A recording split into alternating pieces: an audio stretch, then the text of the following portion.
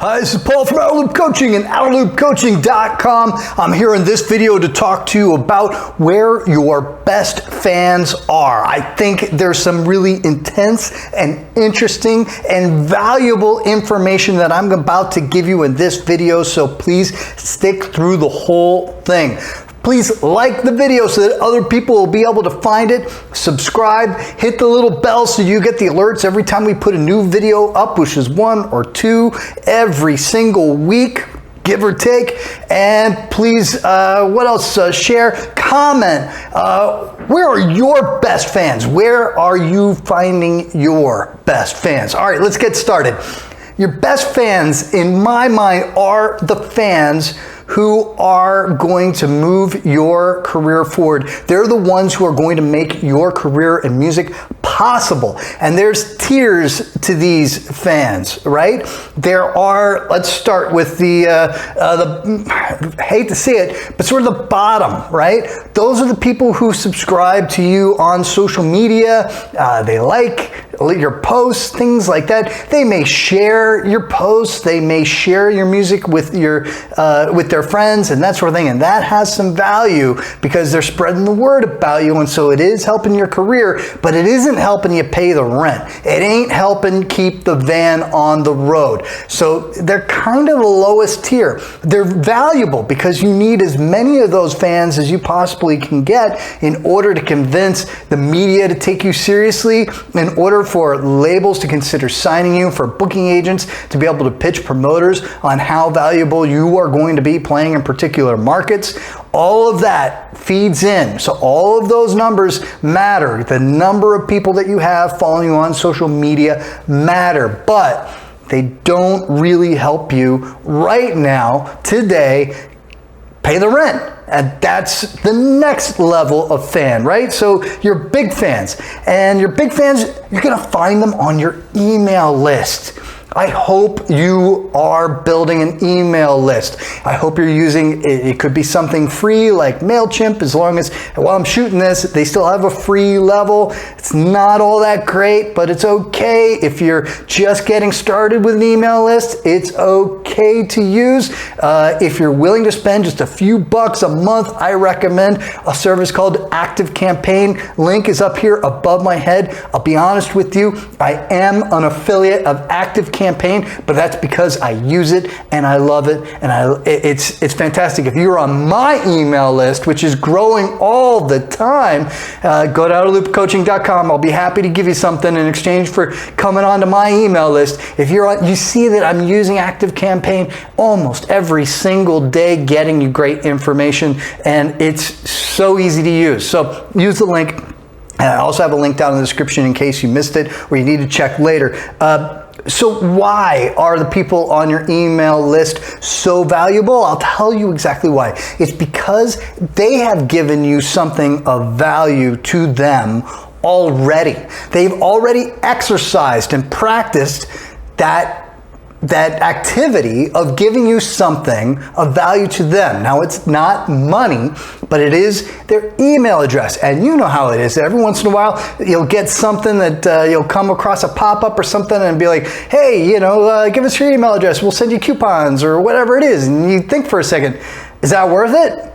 Is it worth it? Well, that's what your fans are doing. That's what their calculus is, right? They're going, you know what? I love this band. Of course I'm going to give them my email, and I'm going to take the time to type it out. And there's that 2-factor authorization that you get on Active Campaign. You might not get in other places, where you get the note to your email address. You then open it up, you click and go, yes, I did want to subscribe. That was me. That is extremely valuable time to the person. And so that is just an exercise for them to give them something else of value, and that could be money. When you're selling something, right? So, sorry, looking at my notes because I got a ton of notes on this. They know when they sign up for your email list, they already know that you're going to ask them to buy something, and they're okay with that. Right? Now think about that with your Facebook likes and your Instagram followers and Spotify followers, right? If you were to somehow get a message to them, to asking them to buy something, they'd be like, whoa, whoa, whoa, whoa, whoa. I mean, I clicked the button, but that's it, So That's why the people on your email list are that much more valuable than the people who are following you on social media. Now, just one quick tip about using email, and I've got another video on this topic over my head right now. Check it out later. Check it out in the description as well, where I go into a lot more detail on how to use email effectively. But one quick little tip is to email weekly.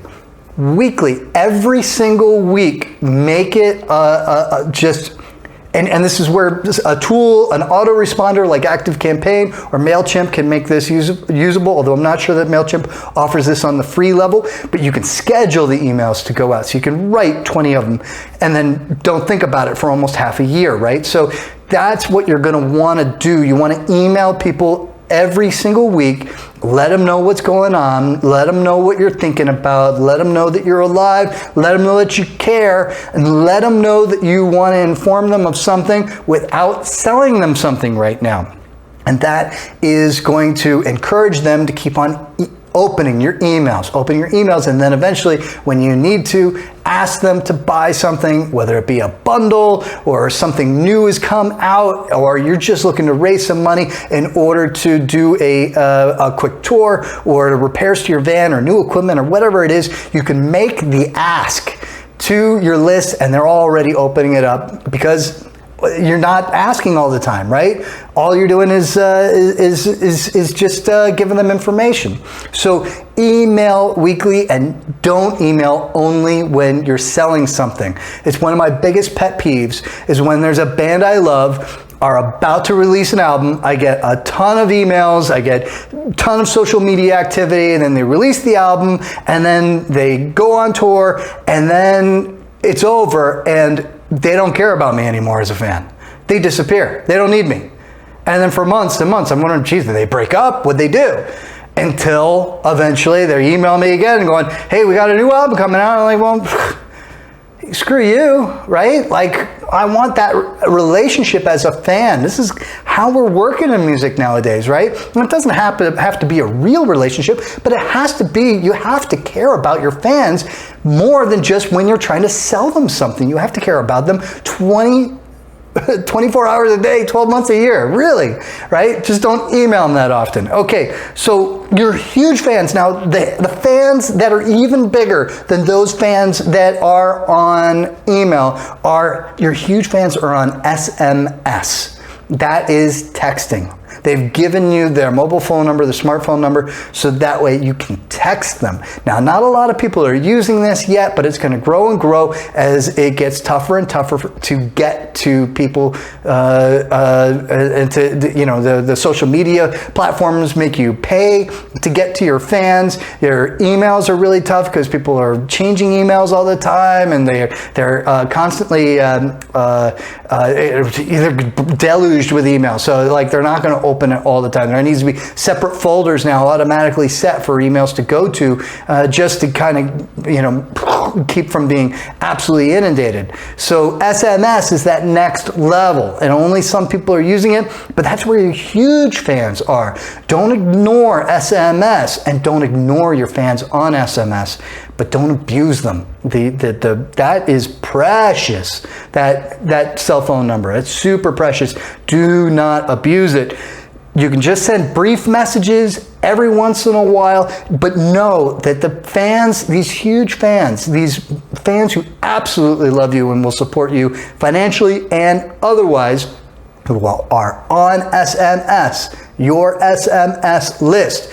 Those fans, they're following you elsewhere too. They're not just going to follow you on SMS or be subscribed to you on SMS. They're going to be on your email list. They're going to be following you on social media.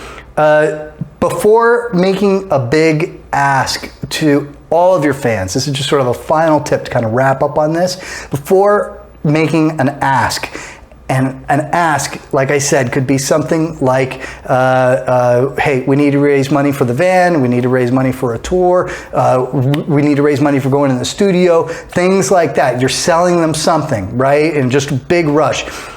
First tip is, you need to, before you make the ask, before you even hint that you're going to make the ask, you need to explain why And I've got much more information on this in a video that I've got in the description down below, but it's such a crucial tip and there's so much detail on how to do it really, really well that I had to make a whole new video, a whole different video on it. So be sure to check that out.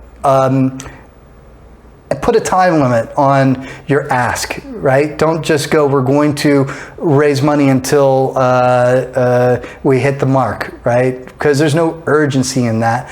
And you're allowing your fans to decide not to decide. You have to say this bundle will only be available for 7 days or 5 days, something like that, because you need to put a little urgency on them in order to get them to make the order and to support your career in music. Make it real, make it possible by following these steps. That's where your real super fans are. Your biggest, hugest fans are on SMS. Your big fans are on email, and your casual fans are on your social media. So build all those lists all the day, every day. Build all of those lists. Paul from Outerloop Coaching. I'll see you next time.